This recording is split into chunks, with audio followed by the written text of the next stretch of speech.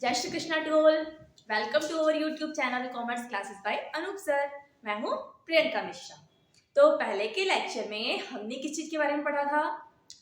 Interior of earth, है ना, कि धरती की अंदर की संरचना कैसी है, इस चीज के बारे में हमने पढ़ा था। तो क्या होता है कि उसके अंदर कुछ ना कुछ हलचल तो होती होगी, कुछ ना कुछ चेंजेस तो आते ही होंगे, है ना, जिसकी वजह से जो नेचुरल हजार्ड्स हैं, जिनकी वजह से काफी ज्यादा दिक्कत होती है हमें, मानव असुरक्षित महसूस करता है। और कई बार ऐसा होता है कि सब कुछ खत्म हो जाता है, एवरीथिंग इज डिस्ट्रॉय, है ना।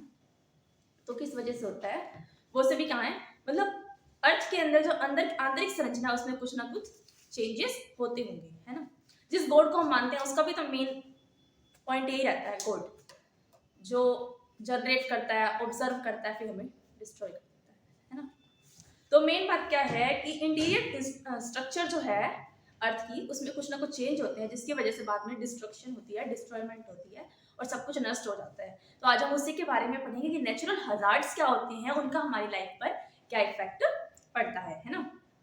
तो देखिए, हमारा टॉपिक है आज का नेचुरल हजार्ड्स एंड डिजास्टर। और इसके अंदर भी जैसे बहुत सारे टॉपिक आएंगे, लेकिन हम सिर्फ आज एक ही जो टॉपिक है वही रिकवर कर पाएंगे, जिसका नाम है अर्थक्वेक। बट मैं वो आपको बहुत अच्छे से करवाऊंगी और आपको भी एकदम मस्त तरीके से करना है ना। एक बार कर लिया दोबारा कभी नहीं भूलने वाले, लेकिन करना है जो बड़े ध्यान से करना है ना। एक एक वर्ड को बड़े ध्यान से समझना है आपने। तो चलिए हमारा टॉपिक स्टार्ट करते हैं। क्या होता है नेचुरल हजार्ड? नेचुरल यानी कि प्राकृतिक, और हजार्ड मतलब कुछ ना कुछ नुकसान होना, चाहे वो हमें हो चाहे वो हमारे आसपास के नेचर को हो। तो देखिए, a naturally occurring process, nature द्वारा किया गया कोई प्रोसेस और इवेंट या ऐसी कोई घटना which has the potential to cause, जिसकी वजह से लॉस ऑफ लाइफ, जीवन का लॉस हो, और प्रॉपर्टी और जो हमारे आसपास की प्राकृतिक देन है या हमारी अपनी बनाई हुई प्रॉपर्टीज है, उनका कोई ना कोई मतलब लॉस हो, तो वो क्या है, नेचुरल हजार्ड।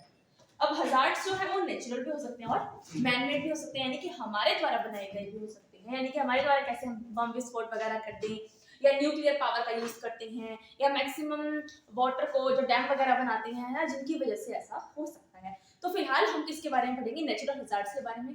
तो देखिए कौन कौन से होते हैं नेचुरल हजार्ड्स, पहले वो दिखते हैं। तो फर्स्ट क्या है, अर्थक्वेक।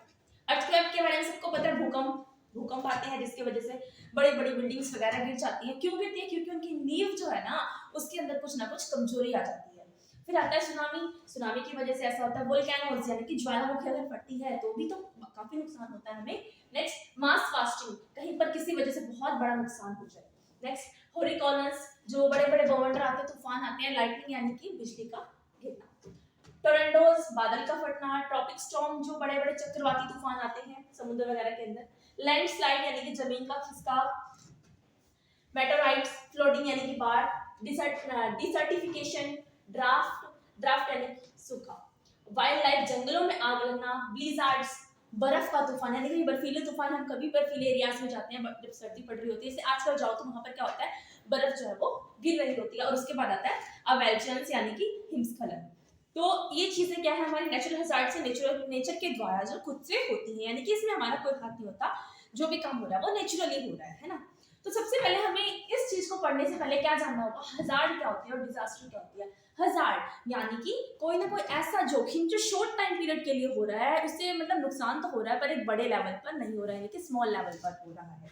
तो हजार्ड क्या है? इट इज अ सिचुएशन, ये वो सिचुएशन है where there is a threat to life, जिससे कि जीवन को नुकसान होता है, हेल्थ को नुकसान होता है, एनवायरमेंट और प्रॉपर्टी को नुकसान होता है, लेकिन कितने टाइम के लिए? शॉर्ट टाइम के लिए होता है, ठीक है। हजार्ड जो है उससे क्या है, लेस पॉपुलेशन, मतलब हजार्ड जो है नुकसान, ये जो नॉर्मल नुकसान है शॉर्ट टाइम पीरियड वाला, उससे क्या होता है, at the place which has less population, वहां होता है जहां पर स्मॉल पॉपुलेशन होती है, बहुत ज्यादा पॉपुलेशन नहीं होती। हजार्ड किस वजह से होता है? निगलेंस की वजह से हो सकता है। हजार्ड आर नेचुरल और मैनमेड, यानी कि हजार्ड जो है, यानी कि जो नुकसान है वो मैनमेड भी हो सकता है, यानी कि हमारे खुद के कुछ कारण ऐसे हो सकते हैं जिनकी वजह से हजार्ड हो, या फिर नेचुरली भी हो सकता है, ठीक है। That are feature of our planet and can not be prevented. और इन देयर डोमिनेंट स्टेट, मतलब कई जगह क्या होता है, डोमिनेंट स्टेट माना गया है, यानी कि जहां पर ज्यादा हलचल नहीं होती है, फिर कम लोग रहते हैं, तो ऐसी जगह पर क्या है, just pose of threats of life, कि कुछ लोगों को ही इस चीज का नुकसान होता है, सभी को नहीं हो सकता, क्योंकि इसका हम बचाव कर लेते हैं। बट एक डिजास्टर क्या है, वही जो हजार्ड है एक लंबे टाइम तक चले, या फिर कुछ ज्यादा बड़े लेवल पे आए तो उसका नुकसान बहुत ज्यादा हो और उसे हम क्या बोल देंगे, डिजास्टर यानी कि आपदा। और इसके लिए हमारे मतलब हर जगह पर एक आपदा प्रबंधन बोर्ड बनाया जाता है जो कुछ पैसे इकट्ठे करते हैं और उसके बाद में लोगों की हेल्प करती हैं, जैसे कि बाढ़ आपदा प्रबंधन बोर्ड है, या फिर अभी जब कोरोना आया था, कोरोना भी एक तरीके से देखिए अभी ये 2 इयर्स और 3 इयर्स हो चुके हैं इसको रहते रहते, है ना। तो इसके लिए भी एक मतलब इसको भी एक आपदा की तरह ही लिया गया है, क्योंकि इसको लॉन्ग टाइम हो गया, तो शॉर्ट टाइम के लिए होता तो क्या सिर्फ हजार सा नुकसान था, लेकिन इससे क्या है पूरे इकोनॉमी पर इफेक्ट पड़ रहा है, इस वजह से इसका नाम इसको भी डिजास्टर की तरह ही माना गया है। ठीक है, तो ए disaster is an event that completely disturb the normal way of community, जिसमें क्या है एक आम जीवन को जीने का तरीके को पूरी तरीके से चेंज कर दे, उसमें कुछ बचे ही नहीं और वो लॉन्ग टाइम के लिए हो यानी कि कंटिन्यू रहे। It brings of human economical and environment loss, जिसकी वजह से ह्यूमन पे भी इफेक्ट पड़े, हमारी इकोनॉमी पे भी इफेक्ट पड़े और हमारे एनवायरमेंट पर भी इफेक्ट पड़े, यानी कि सभी पर एक लॉन्ग टर्म के लिए इफेक्ट पड़ रहा है, तो क्या है वो डिजास्टर है। Disaster mainly occurred at over population area. अब डिजास्टर कहाँ होता है, देखो हजार्ड जो है वो स्मॉल पॉपुलेशन एरिया में होता है, बट जो डिजास्टर है ना, डिजास्टर कहाँ होता है जहाँ पर बहुत ज्यादा पॉपुलेशन हो, उन सभी को कुछ ना कुछ नुकसान हो, यानी कि बिगेस्ट जो लॉस हो सकता है वो मानते हैं हम, यानी कि दोबारा से हमें उस चीज को क्रिएट करना पड़ता है, एक बार सब कुछ खत्म हो जाएगा, है ना, उसके बाद उसको दोबारा से नए सिरे से तैयार करना। Disaster is a result of different behaviour of nature due to many condition, जो हमारे नेचर है उसके अलग अलग कंडीशंस में अलग अलग बिहेव जो होते हैं वो चेंजेस होते रहते हैं, जिसकी वजह से डिजास्टर आ सकता है। These hazardous terms are disaster where cause widespread destruction of property and human life, जहाँ पर बहुत बड़े लेवल पर ह्यूमन लाइफ को या प्रॉपर्टी को नुकसान हो तो वो क्या है, डिजास्टर है। ठीक है, वंस हजार्ड बिकम एक्टिव, जब एक जो हजार्ड जो हमने हजार्ड वर्ड पढ़ा कि स्मॉल टाइम के लिए होता है, अगर वो कंटिन्यू बना रहे तो वो डिजास्टर का रूप ले लेता है। ठीक है, तो हजार्ड और डिजास्टर के बारे में हमने पढ़ा, इसमें क्या क्या मैंने बताया वो आपने सीख लिया होगा मे बी, और नेचुरल डिजास्टर के बारे में मैंने बता दिया, नेचुरल हजार्ड्स के बारे में भी बता दिया। अब हमारा टॉपिक क्या रहेगा, अर्थक्वेक। अर्थक्वेक क्या होता है, ठीक है, वो कैसे आता है, इंडिया में या फिर कहीं भी लगा लो, मतलब इसके इफेक्ट पड़ने से पहले पहले हमने मतलब भूकंप के तीव्रता जोन को नापने के लिए 4 जोन में डिस्ट्रीब्यूट किया। ठीक है, 4 जोन्स कौन कौन से, मतलब 4 या 5 मान लो, तो पहले 5 थे अब 4 रह गए हैं। 4 क्यों रह गए हैं, जो फर्स्ट और सेकंड है ना उन दोनों को ऐड कर दिया गया है, तो हमारे जो फर्स्ट और सेकंड जोन में किसको लिया गया है, उन एरियाज को लिया गया है जहां पर मतलब जिस भूकंप की वजह से माइनर डैमेजिंग हो सकती है, जिसका रिएक्टर स्केल 5 to 6 होता है। अच्छा, थर्ड जोन में किसको लिया गया है, मॉडरेट जोन को लिया गया है, जिसका रिएक्टर स्केल 8 से ऊपर जा रहा है ना, तो उसको मॉडरेट में लिया गया है। उसके बाद जोन नंबर 4 के अंदर किसको लिया गया है, जिसमें मेजर डैमेज हो सकता है, जो 8 से बहुत ज्यादा ऊपर चला गया है, जहां पर बहुत ज्यादा मात्रा में डिस्ट्रक्शन होने की चांसेस होते हैं। नेक्स्ट है जो हमारा जोन नंबर 5, उसके अंदर क्या है, वो मोस्ट एक्टिव जोन रहता है, जहां पर कंटिन्यू कभी ना कभी जो है भूकंप वगैरह आते रहते हैं। तो अर्थक्वेक क्या होता है कि धरती के अंदर थोड़ी बहुत हलचल हो रही है ना, जो अर्थ के अंदर प्लेटेट्स है ना वो हिल डुल रही है। नॉर्मली क्या है, अर्थक्वेक एवरी टाइम आता रहता है, कभी भी धरती पे से बंद नहीं होता, हमारी धरती हिलती ही रहती है, तो एवरी 30 सेकेंड में जो अर्थक्वेक है वो आता ही रहता है पृथ्वी के ऊपर, लेकिन उस अर्थक्वेक का हमें पता भी नहीं चलता। अब देखो भूकंप आएगा तो हमें पता चलेगा, ये हमें पता है, बट एवरी 30 सेकेंड्स में अर्थक्वेक आता है, यानी कि भूकंप आता है, ये तो मतलब हमें महसूस ही नहीं होता। तो इसकी वजह क्या है, अर्थक्वेक तो आता है बट छोटे छोटे लेवल पे आता है, ज्यादा बड़े लेवल पर नहीं आता। जब अर्थक्वेक रिएक्टर जो है ना स्केल नंबर 7 से ऊपर हो जाता है ना, उसके बाद में हमें पता चलता है, यानी कि अगर हर 30 सेकेंड में आता है ना तो उसका फर्क कोई भी नहीं पड़ता। अगर मान लो अर्थक्वेक ज्यादा तेज आने वाला होता है तो उससे क्या होता है, रैंडम गैस की जो मात्रा है ना वो बहुत ज्यादा बढ़ जाती है हमारे यहाँ पर, और उसके बाद हमें महसूस हो जाता है कि हाँ भाई भूकंप जो है वो आने वाला है। तो अर्थक्वेक है क्या, सबसे पहले हम वो पढ़ेंगे। It is a sudden shaking of earth for very short time, कि एक छोटे से टाइम के लिए जो धरती है वो हिल रही है और हमको क्या है वो महसूस हो रही है हिलती हुई, है ना। अगर धरती हिलती हुई महसूस होगी तभी तो हमें पता चलेगा ना भूकंप आया है ना। और सिस्मोलॉजी क्या है, स्टडी है किसकी, अर्थक्वेक की। जिस स्टडी से हमें पता चले कि हाँ कि अर्थक्वेक आया है और उसको किस तरीके से मतलब स्टडी करना है, किस रिएक्टर लेवल के अकॉर्डिंग आता है, तो वो क्या है, स्टडी ऑफ जो है अर्थक्वेक की, उसको क्या बोलते हैं, सिस्मोलॉजी। ठीक है, तो earthquake is a result of sudden release of energy, कोई भी एनर्जी जो अचानक से रिलीज होती है, ठीक है, in the earth centre create seismic wave, जिसकी वजह से सिस्मिक वेव्स भी उत्पन्न होती हैं। तो वो क्या है, अर्थक्वेक है। अब इस सिस्मिक वेव के बारे में हम थोड़ा सा आगे पढ़ेंगे। पहले हम इस चीज के बारे में पढ़ते हैं जो हमने लिखा है, उसके बाद में हम सिस्मिक वेव को भी डिस्कस करेंगे, ठीक है। तो मेन कॉज ऑफ अर्थक्वेक क्या है, मतलब मेन कॉजेस क्या क्या हो सकते हैं अर्थक्वेक के, वो मैंने लिखे। देखिए कुछ होते हैं नेचुरल कॉजेस, कुछ होते हैं एक्नोऑर्गेनिक एक्टिविटी। नेचुरल कॉजेस जो प्रकृति के द्वारा हो, एक्नोऑर्गेनिक एक्टिविटीज क्या है, जो ह्यूमन मेड है या ह्यूमन की वजह से ऐसा कुछ हो रहा है। तो क्या है, ये कुछ कॉजेस दे रखे हैं। नंबर फर्स्ट टेक्टोनिक एक्टिविटीज, यानी कि जो पृथ्वी के अंदर प्लेटेट्स हैं अंडर 100 किलोमीटर के अंदर या फिर उससे भी नीचे, ठीक है। तो क्या हो रहा है, उनमें ना कुछ टकराव है। जैसे अब पृथ्वी की जो प्लेट्स हैं वो हिलती रहती हैं धीरे धीरे, है ना, वाइब्रेशन होता है उनके अंदर, वो एक दूसरे के नीचे ऊपर जाती रहती हैं। जब जो मतलब हल्की प्लेट है वो नीचे जाओ, सॉरी हाँ वो नीचे जाओ, और मजबूत प्लेट जो मतलब स्टिक वाली प्लेट है वो जब ऊपर आती है ना, तो उन दोनों में टकराव उत्पन्न होता है, जिसकी वजह से वाइब्रेशन उत्पन्न होती है, और वाइब्रेशन की वजह से वेव्स उत्पन्न होती हैं, और उसकी वजह से क्या होता है, भूकंप आता है। यानी टेक्टोनिक एक्टिविटीज की वजह से जब अर्थक्वेक हो, ठीक है। पहला वोल्केनोस एक्टिविटी, यानी कि जब ज्वालामुखी फटती है तो उसके अंदर क्या होता है, जो हमारी अर्थ है ना उसके अंदर, जो सेकंड मैंने कल बताया टॉपिक, उसके अंदर मेटल होता है। मेटल के अंदर क्या है, जो उसकी सेकेंड लेयर है ना अपर मेटल, उसके अंदर प्लास्टिक होती है। तो प्लास्टिक है ना, उसका लावा बनता रहता है, बनता रहता है, बनता रहता है, और जो उसकी गर्माहट है वो भरती रहती है, भरती रहती है, भरती रहती है, जिसकी वजह से कई बार क्या होता है, अचानक से धरती फटती है ना। तो जब अचानक से फटती है तो उसका कुछ ना कुछ डिस्ट्रक्शन होता है, और बिल्डिंग्स वगैरह पर भी इफेक्ट पड़ता है अगर आसपास हो तो इससे क्या होता है, डिस्टर्बेंट होती है, जिसकी वजह से भूकंप आता है, यानी किसी भी चीज में अचानक से इफेक्ट पड़ना। नेक्स्ट फोल्ड एंड फोल्ड्स, जब मान लो पृथ्वी के अंदर के रॉक्स जो है वो टूट फूट जाते हैं या एक दूसरे पर फोल्ड हो जाते हैं, तो उसकी वजह से भी काफी मात्रा में जो मतलब भूकंप है ना वो इफेक्ट करता है। नेक्स्ट इलास्टिक रिबाउंडेड थ्योरी, अब इसमें क्या है, मतलब कि अगर जो रॉक्स अंदर टूट गए हैं वो वापस जोड़ने की कोशिश करते हैं। जैसे हमारे मान लो थोड़ा कहीं ना कहीं फ्रैक्चर आ जाता है, तो हम जैसे प्लास्टर करवा के आते हैं तो उससे क्या होता है, वो चीज जुड़ जाती है, यानी कि हमारी हड्डियां जुड़ने की कोशिश करती हैं। ऐसे ही अगर जमीन के अंदर कोई भी रॉक जो है वो उसके अंदर टूट फूट हो गई है ना, तो वो वापस से जुड़ने की कोशिश करेगा, उससे क्या है, प्रेशर बढ़ेगा, और इलास्टिसिटी की वजह से ये जो वहां पर है कुछ ना कुछ एक्टिविटीज होंगी अर्थ के अंदर, जिसका इफेक्ट बाहर भूकंप के रूप में पड़ता है। तो ये कुछ जो है नेचुरल कॉजेस है, कौन कौन से हैं, टेक्टोनिक एक्टिविटीज जो कि प्लेटेट्स की वजह से होती है, नेक्स्ट वोल्केनिक एक्टिविटीज, उसके बाद फोल्ड एंड फोल्ड्स, और इलास्टिसिटी रिबाउंड थ्योरी, इसके बारे में हमने पढ़ा। अब हम पढ़ेंगे एथनोऑर्गेनिक एक्टिविटीज, वो एक्टिविटीज जो मैन मेड होती है, फिर ह्यूमन करता है, उनकी वजह से कुछ ना कुछ ऐसा रिएक्ट होना जिसकी वजह से भूकंप आने की संभावना रहे, या फिर आसपास की अर्थ पर कुछ ना कुछ इफेक्ट पड़े। तो पहला क्या है, एक्सप्लोसिव अर्थक्वेक। एक्सप्लोसिव अर्थक्वेक में क्या होगा, एक्सप्लोसिव अर्थक्वेक में क्या होता है, जब न्यूक्लियर पावर्स के लिए रिसर्च होता है, परमाणु बम वगैरह बनाने के लिए कोई भी रिसर्च होता है, तो उससे जो है मतलब धरती जो है हमारी इफेक्ट करती है ना। मान लो कहीं पे बम फटता है तो उससे क्या होता है, हमारी धरती पर इफेक्ट पड़ता है, वहां पर जो वहां के आसपास के घर वगैरह होते हैं वो भी कई बार हिल जाते हैं, है ना। तो न्यूक्लियर पावर में तो बड़े बड़े बम्स वगैरह बनते हैं, और जब उन पे जो रिसर्च कार्य मतलब रिसर्च का काम करते हैं, हम उसको यूज करके देखते हैं ना, तो उसका इफेक्ट भी पड़ता है। नेक्स्ट कोलाप्स अर्थक्वेक, कोलाप्स का मतलब क्या है, माइनिंग वगैरह का काम है। एक तो होता है ऊपर, एक होता है जमीन के अंदर। जब जमीन के अंदर हो रहा होता है तो उससे क्या होता है, जमीन खोखली हो जाती है, और जिसकी वजह से जो वो वर्किंग है ना उसका इफेक्ट मतलब भूकंप के रूप में पड़ता है। नेक्स्ट हाइड्रोफ्रैंकलिंग, हाइड्रोफ्रैंकलिंग में क्या है, जो मजदूर वगैरह हैं वो जमीन के अंदर खुदाई का काम कर रहे होते हैं, और भी बहुत सारे काम कर रहे होते हैं, मतलब हमारी क्रेन वगैरह की हेल्प से।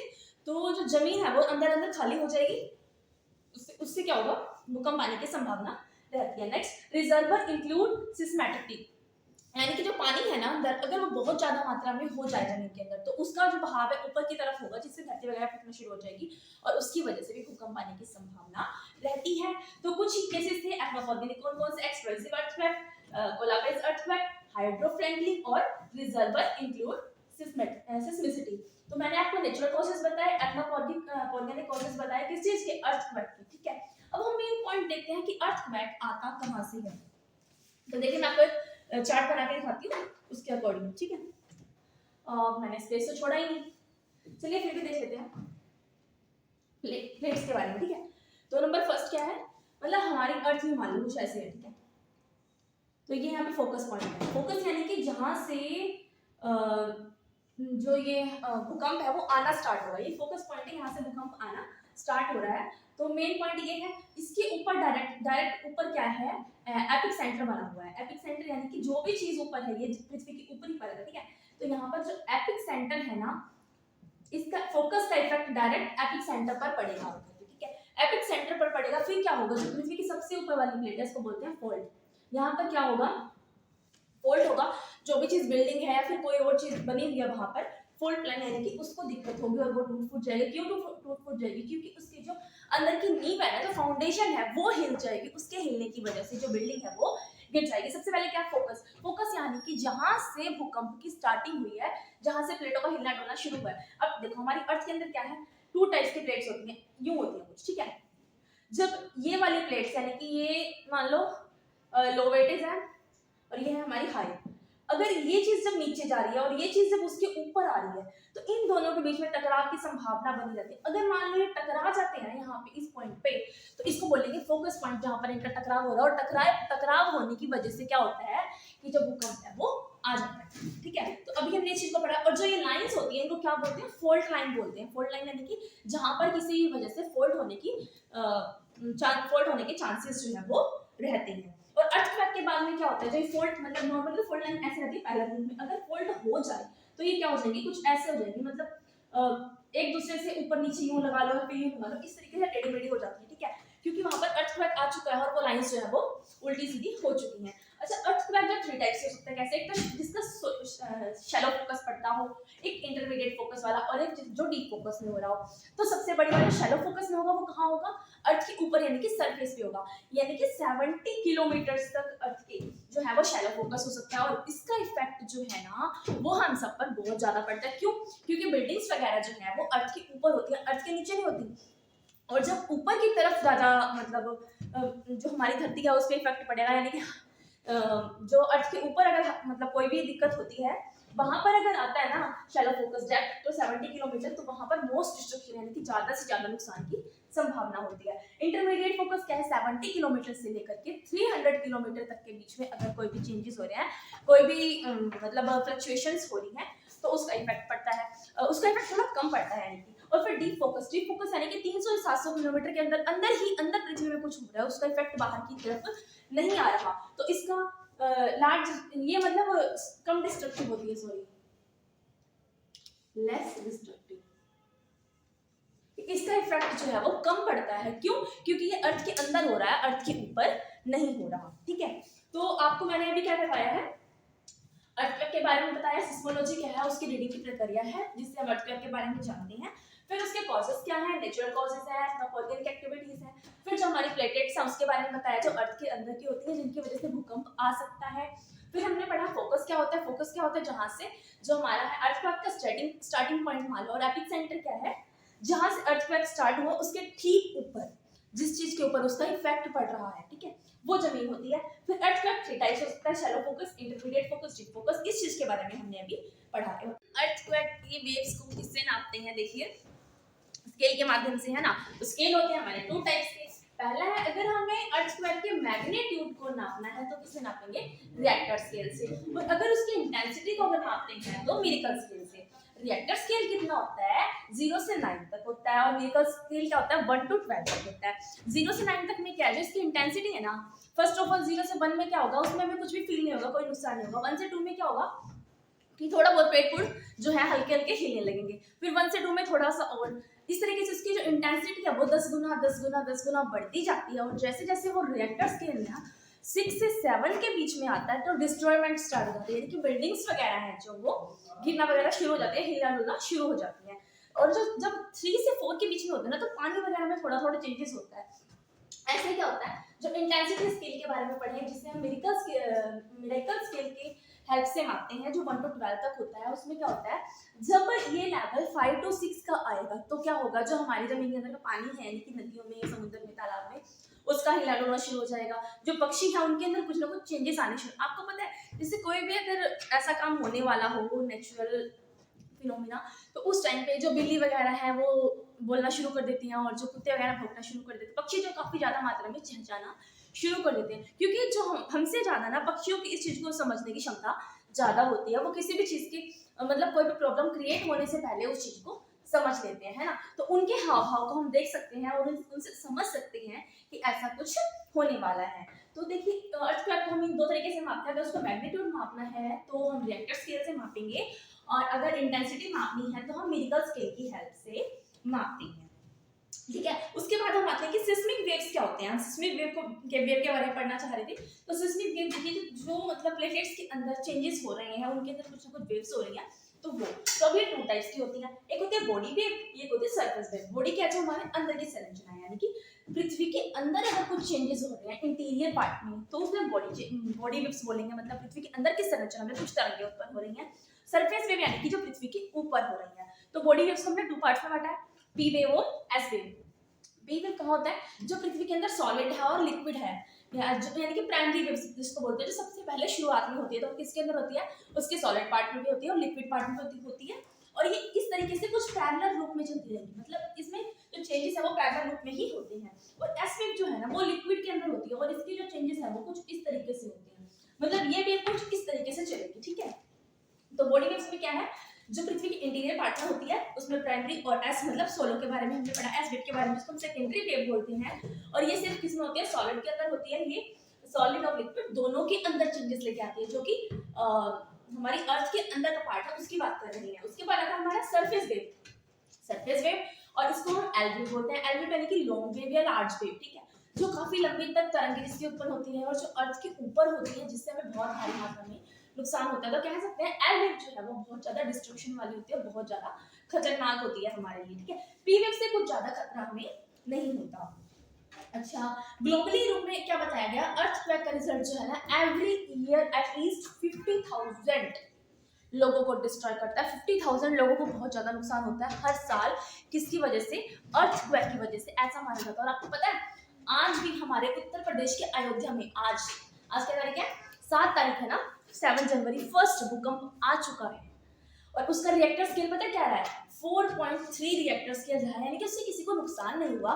बट हमारे इंडिया का फर्स्ट भूकंप आज आ चुका है। कहाँ आया है, उत्तर प्रदेश के अयोध्या में। बट इसकी वजह से कुछ खास ज्यादा नुकसान हमें नहीं हुआ है। सबसे ज्यादा हमारे मतलब इंडिया में जो फर्स्ट मतलब जो भूकंप आया है, फर्स्ट नहीं कह सकते, जो हाई मेजर डिस्ट्रक्शन वाला भूकंप आया था वो कहाँ पर आया था, भुज गुजरात में आया था।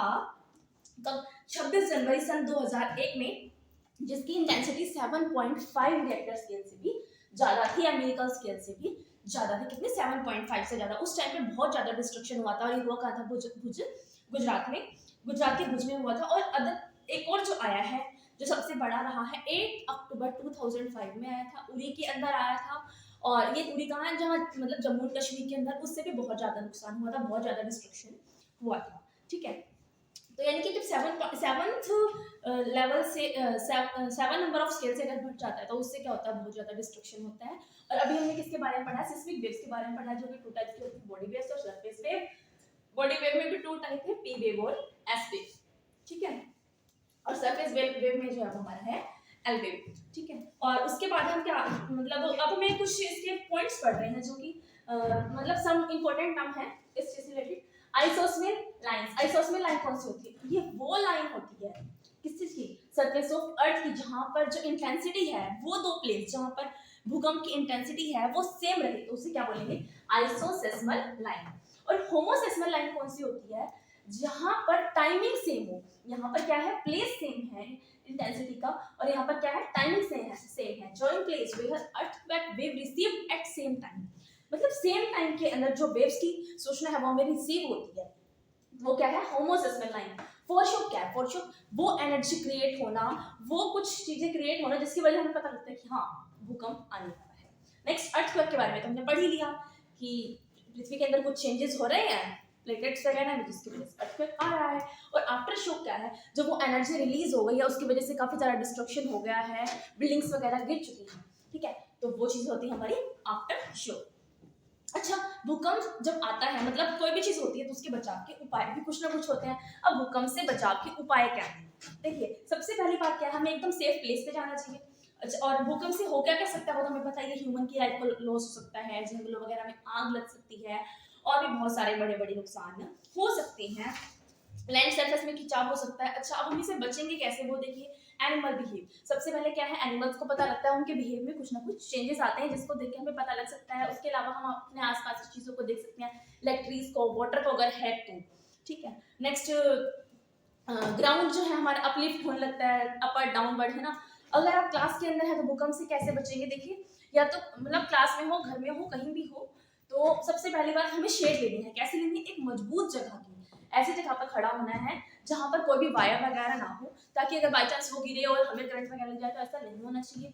हमारे आसपास आग से जुड़ी हुई कोई चीजें नहीं होनी चाहिए, क्योंकि जब भूकंप आएगा तो आग को जल्दी पकड़ता है, आग वाली चीजों को जल्दी पकड़ता है। नेक्स्ट, अगर आप क्लास के अंदर हैं, फिर घर में हैं, या फिर आसपास कहीं कॉर्नर मिलता है तो कॉर्नर पे खड़े हो जाइए। उसकी वजह क्या होती है? जो कॉर्नर्स होती है ना, वो बड़े बड़े पिलर्स के बने होते हैं, उनके अंदर लोहे की जो सरिया वगैरह है वो यूज होती हैं और वो बहुत ही मजबूत होते हैं। और दूसरी बात क्या है, उसके आसपास वॉल्स होती हैं, जब भी कोई चीज गिरती है तो वो वॉल से टकरा करके इधर उधर गिरती है, हमारे ऊपर नहीं गिरेगी। उससे क्या होगा? हमारा बचाव हो जाएगा। उसके अलावा आप ये चीज देखिए कि आपके आसपास कोई मजबूत तख्ता हो जिसके नीचे आप छुप सकें, या फिर कोई टेबल हो जिसके नीचे आप छुप सकें, ताकि अगर कोई भी सामान गिरता है ना तो वो आपकी बजाय उस चीज के ऊपर गिर जाए, उस बेंच के ऊपर गिर जाए, उस टेबल के ऊपर गिर जाए, है ना। तो इस चीज का आपको ध्यान रखना है, आपको बिल्कुल सेफ प्लेस पर जाना है जब भी अर्थक्वेक होने वाला हो। अगर आपको मेरी ये वीडियो अच्छी लगी है तो कमेंट बॉक्स में जरूर बताएं। हमारे लेक्चर को लाइक करें, शेयर करें, सब्सक्राइब करें। Thanks for watching.